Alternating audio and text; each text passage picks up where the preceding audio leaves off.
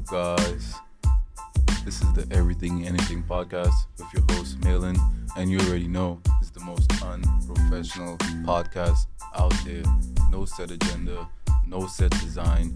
We just get it done. Man, y'all already know. We just get it done. You can see it's another one with me. And yeah, don't forget to check out the Instagram at Everything Anything Pod. Go check out the YouTube. Leave a comment, subscribe, like. Yeah, just go check it out, man. Interact with the page. It's deeply appreciated when y'all do interact with the page, man. And this episode is actually I'm doing a request from one of my guests and listeners. I usually ask people what are some topics they would want to hear on the podcast, and I some this is requested by my friend Lucas. I actually did a episode with him. He's been on the podcast. Is Study Abroad with Lucas. Go check that out. That podcast is kind of messed up, but hey, just skip through that part. But yeah, man. This episode is a request, like I said, and this episode is based on the process of immigrants moving to the U.S. for school, and how could that be done. And that's a brief overview of the topic. Like, just me myself. I was raised in the Caribbean. I'm not exactly immigrant. I was born in America, but I was raised in the Caribbean, St. Lucia to be exact. And I guess I did kind of have to move and kind of have to adjust to moving to a new country, to a new place. Even though I have like visited here, it was still different. And I wouldn't say that I'm a expert, but I could contribute a lot to this topic and speak on it myself, and just like providing some context about the immigration process. Like I said, for school in the U.S., including for school and just like students, and just even if you want to get even if you want to move here yourself, what type of visa you would need and all that other stuff.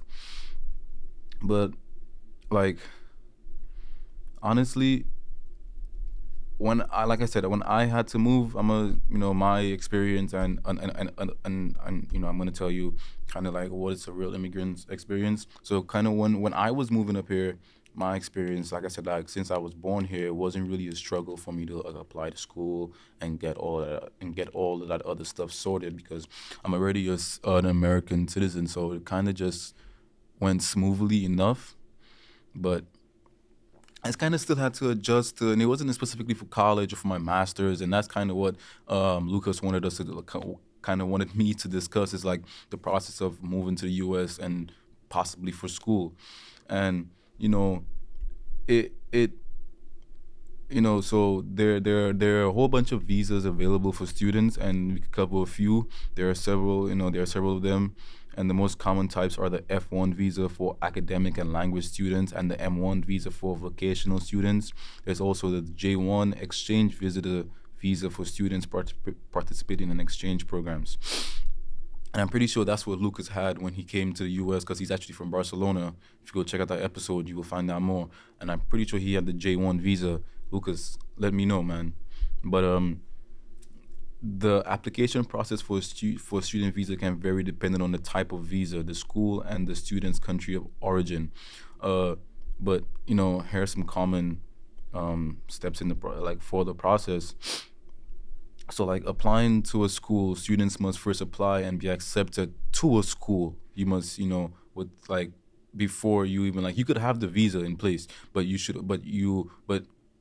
I actually you actually have to apply to the school and get approved for the school, and then you gotta pay CV's fees. Once CV's fees, it's exchange visit information system.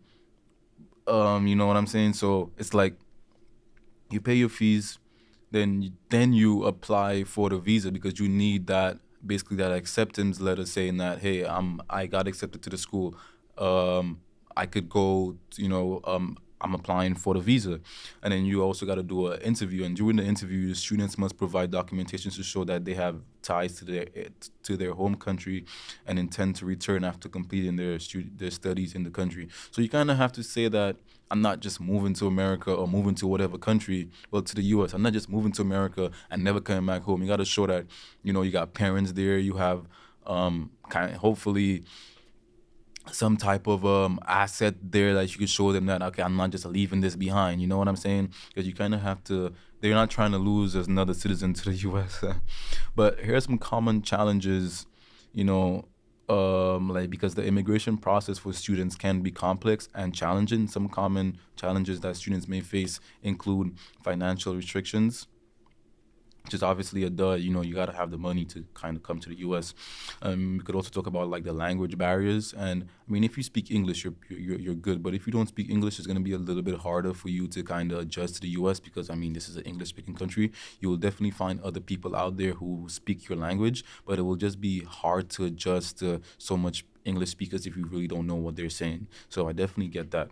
Just cultural differences, and we all know about that. I mean, just the way you do stuff back home is not the way we will do things over here. So you kind of just have to get used to the way that we do adjust. Just adjust yourself and adapt. And adaptation is really big when you really want to travel and move to different places and stuff like that. You got to learn how to adapt. And obviously, you got to deal with the immigration policy changes, especially in the U.S. You know what I mean? Just got to look out for that and look at the news and kind of set alerts and stuff like that, to be honest with you. And obviously, last but not least, the discrimination. Immigrants may face discrimination or bias based on their race, ethnicity, or national origin, which can make it difficult to feel welcome and supported in the U.S. And that's a big thing. That's a big thing. Everybody knows that discrimination in the U.S. is crazy. And if you're not from here or if you don't look like someone who belong here, they attack you for it. So, yeah, man. And that's kind of like the background and like kind of like the visas and how you apply and what you need to get into school here. And I'm pretty sure you know that. But, well, I said I'm pretty sure you know that to Lucas. But kind of like, I said, like when it comes down to like my personal experience, I moved to the U.S. So far, like I did, we don't really have in St. Lucia, so we have primary and secondary school. We don't really have, elementary, middle school, and high school, like those three sections. We only have just two sections. So when it really, I didn't finish primary school in St. Lucia because primary school ends at sixth grade. I started sixth grade, but I ended up moving here during sixth grade. So I did sixth grade in America. So I basically did middle school, high school, and I'm in college right now in America. And like I said, the process for me wasn't difficult when it came to like visa and paperwork stuff because I am American citizen. I was born here. So it's like at the end of the day, another thing that really affected me is just like the cultural difference and just the culture shock. And it wasn't really a culture shock, but it was still a culture shock because they do things different there. It's not what I was used to. It's just not what I was used to. I was excited. I had to get used to it because I'm like, yeah, I'm doing this, but I did it. And it was just a culture difference. It was just getting used to how they did school here and how they did work and everything else like that, to be honest with you. And it wasn't that bad. I got through it. I sometimes still have trouble fitting in, if you get what I'm saying. And that's always going to be a problem, especially if if things are just drastically different for you. You know what I'm saying? Things are just drastically different for you. You're definitely going to have problems like just conforming to the system that's here for you, if you get what I'm saying. So yeah. And like I said, like I guess I'm like personal experience expert kinda but you could just they're obviously going deeper into it. There are obviously like more challenges and obviously opportunities for doing it because that's why people come here. You know what I'm saying? The opportunities that you get from coming to the U.S. Because I know going back home with a U.S. degree or going anywhere with a U.S. degree means a lot. But if you come to the U.S. with a degree from Europe or a degree from South America, I'm just throwing out places right now. I don't mean to be nitpicking on certain places, but it doesn't mean the same in the U.S. You know what I'm saying? The U.S. degrees mean a lot. It's like U.S., Canada, and like England.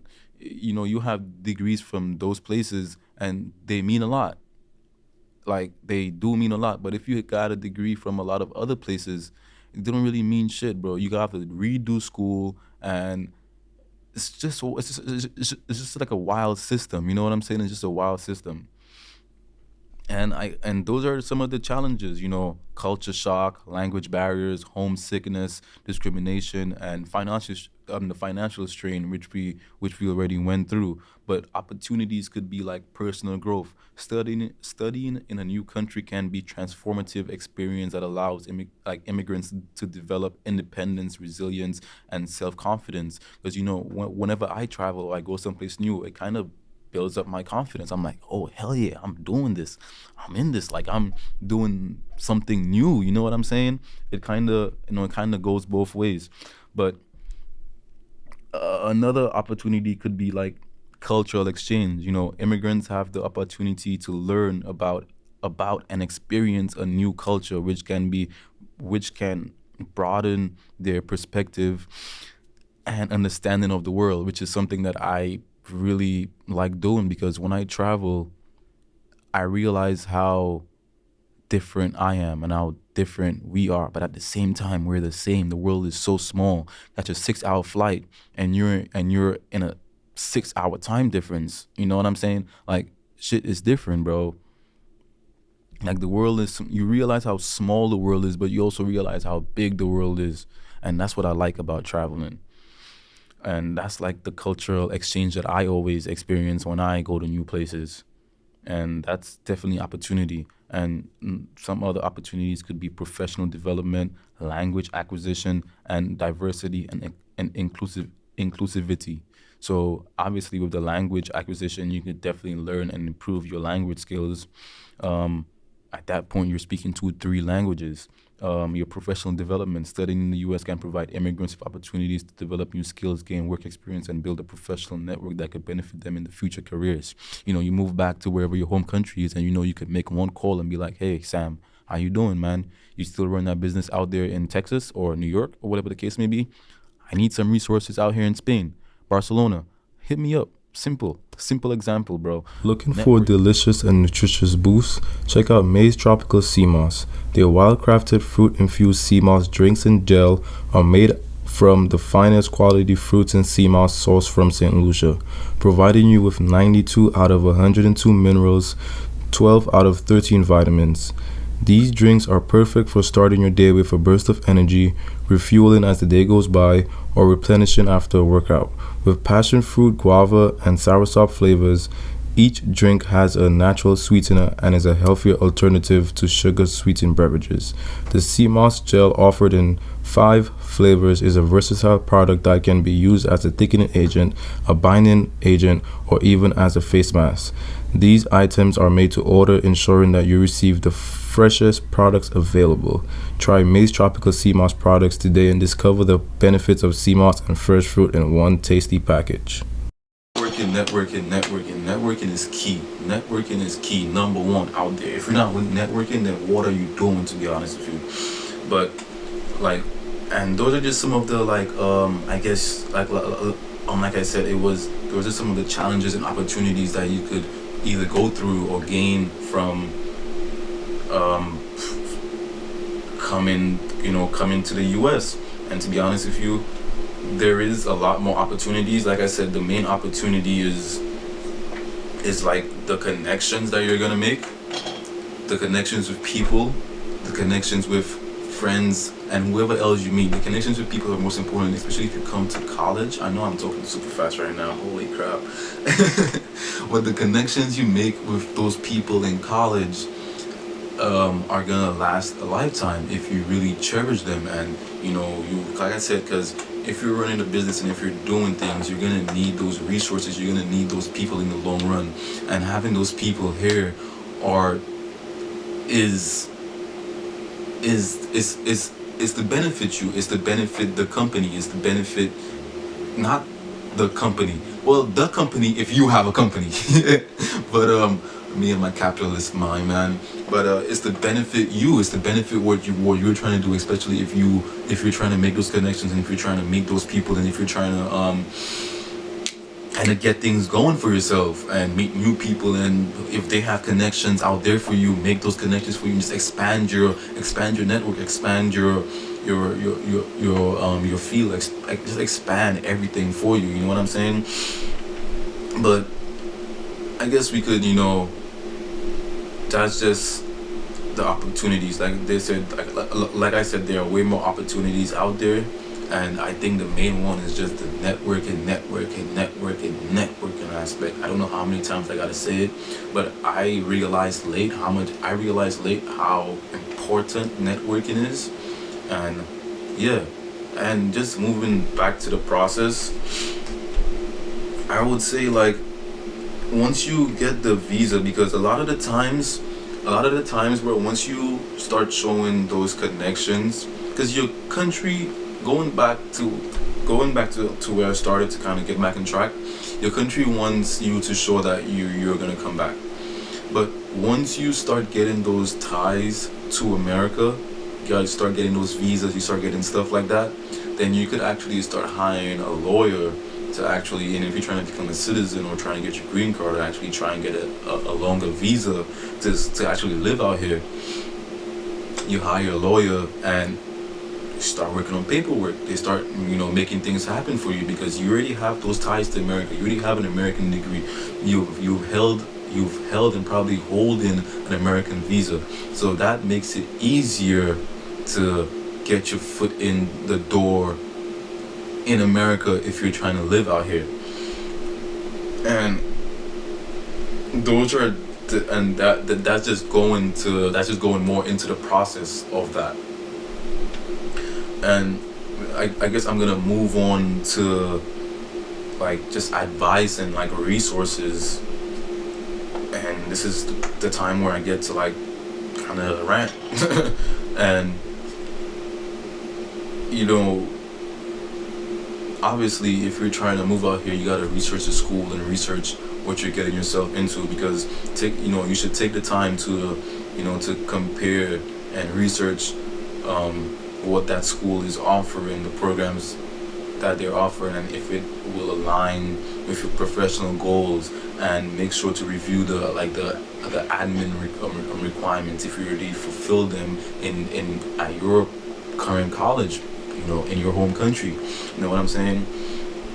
The one thing is you gotta start the application process early, and the application process can be a time consuming and may require several months to complete.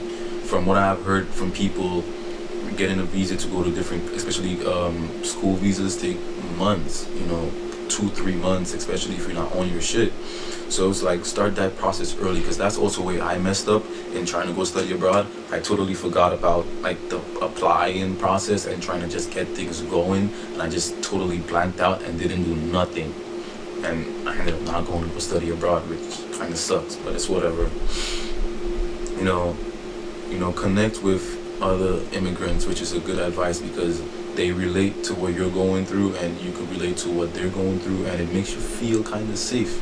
It makes you feel at home, to be honest with you. So that's definitely a good resource advice. Obviously, consider housing options, where you're gonna live. If you're gonna live on campus or rent your own place, learn about U.S. culture, which there really isn't. Just come here and do your own thing, bro, to be honest with you. And if you're not really a fluent English speaker, just improve your language skills. Watch movies, watch English movies, watch English shows. Just watch everything you do it in English, and just try to learn, because you already speak one language. Just learn the English, because it will just make it so much easier to adapt here. What is the word that I'm looking for? Like, forgot the word, but like, like put yourself in. Let's just move on. And some resources. that you could use, you know, study in the States, which is a comprehensive resource provided by the U.S. Government of Homeland Security that provides information on the student's visa application process and the student exchange visitor program, CIVIP, and other resources for international students. Um, International student, and that one is a website that provides information on schools, programs, scholarships, and other resources for international students. The Associate of International Educators, NAFSA. This is a professional association that provides resources and support for international educators, students. So there are a whole bunch of resources, and there's two more, and this one is the Immigrant Legal Resource Center. And this one is a national resource center that provides legal information and advocacy for immigrants. And last but not least, cultural vistas. This is a non-profit organization that offers professional development and exchange programs for students and professionals. They also offer resources and support for immigrants and international students.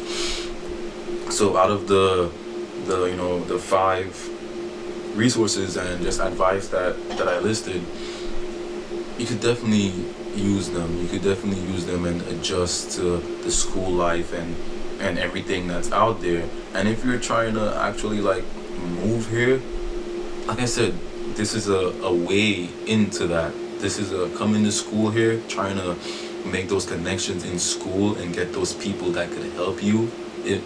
Emulate, that's the word. Emulate yourself into the culture and emulate yourself into America. Is the first step should be like probably try and come here for a study abroad. And obviously financial restrictions and everybody may not have the money to do it, but it's cheap. You're paying, if you go to school here, it's not like you're paying for, it's easy once you think about it, sit down and make a plan. You know what I'm saying? Once you make a plan, you can make it happen.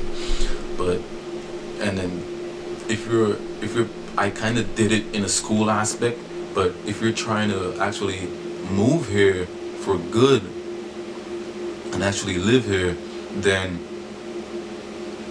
using this as a stepping stone into America, the school could help you. I don't know how, but it's a resource. It's networking, like I said. Those professors that could help you. I don't know how, but it's a resource, like I said. It's just putting yourself out there and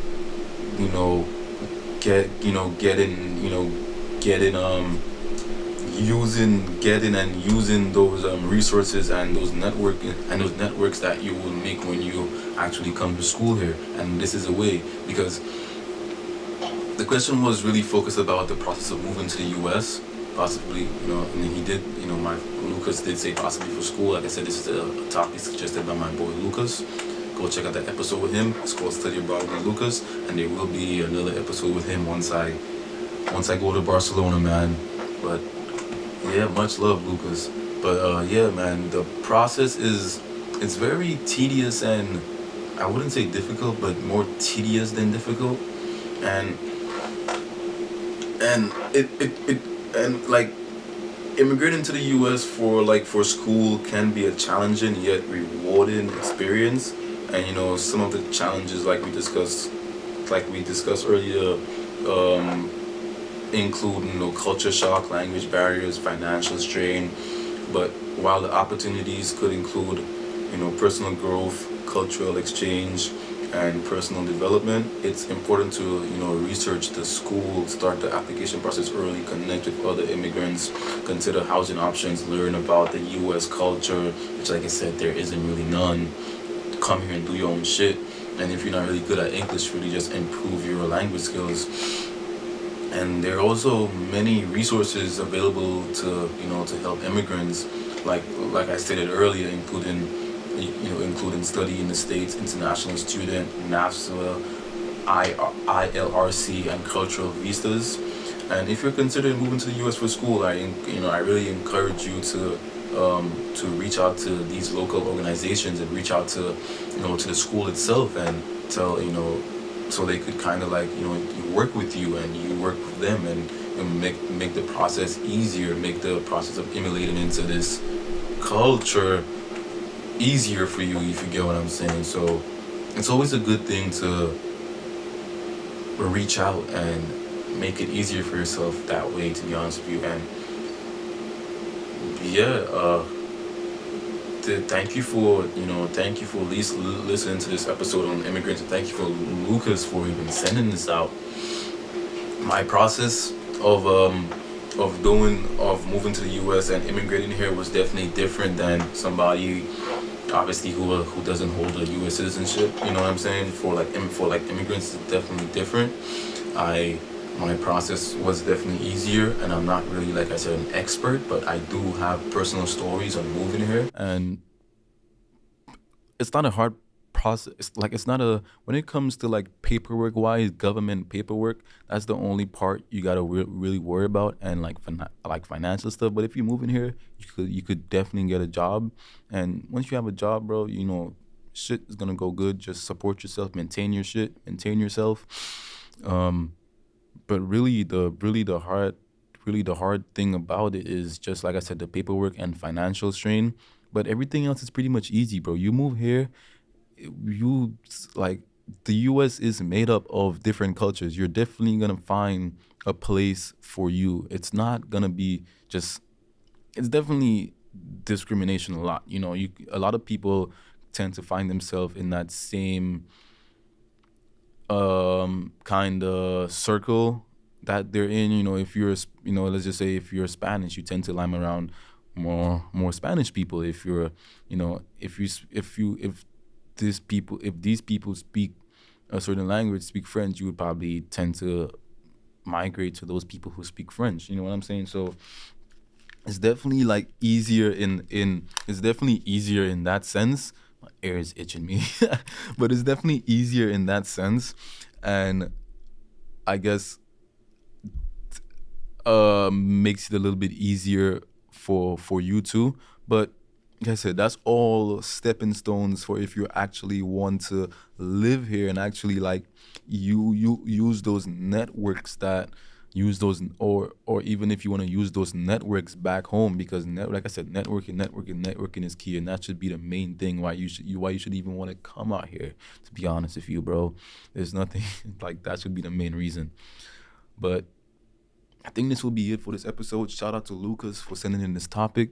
And if y'all have any more topics that I could kind of give my expertise, like I said, I'm not an expert, but I will give my expertise on that topic and my personal experience on that topic. Send it in, man. Send it in. I know some people told me they wanted to hear some true crime topics and just more like social development topics, and just topics that deal with more like, I guess, human shit that we go through as humans, to be honest with you, and stuff like that, stuff to just help people out. And if you feel like you want me to talk about anything specific, comment it on the Instagram page. Just interact with the Instagram. Comment it on this YouTube video, on this episode. Yeah, but I appreciate all y'all for watching. This was a good one with your host Malin. This is the Everything Anything podcast, the most unprofessional podcast out here. No set agenda, no set design. I just get it done, bro. Just get it done. This podcast is to spark your mind, make you laugh a little bit, also to make you wonder about the things you thought you knew. So, if you think you had an idea of how moving to the US works, hopefully this made you wonder how it works. So I appreciate all of y'all. Have a good one. Don't forget to check everything out. I appreciate all of y'all, and yeah, peace, bro.